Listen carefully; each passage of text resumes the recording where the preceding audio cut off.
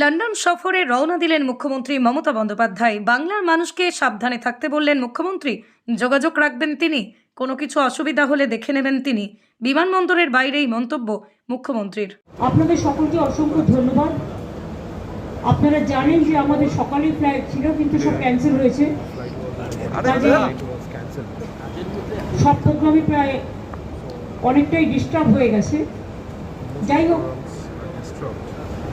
যেহেতু আমাদের অনেকগুলো বিজনেস মিটিং, অক্সফোর্ডের ভাষণ থেকে শুরু করে অনেকগুলো প্রোগ্রাম আছে, ইন্ডিয়ান এম্বাসি, সেই জন্যই আমাদের যেতে হচ্ছে। বাট খুব হেক্টিক হয়ে গেল।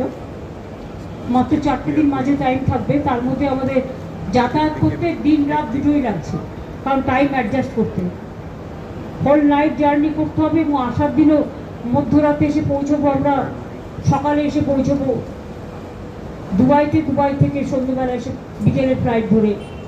সুতরাং 2 দিন যাতায়াতে ডাইরেক্ট ফ্লাইট না থাকার জন্য এই অসুবিধে। আমরা তো অনেক চেষ্টা করছি, দেখা যাক।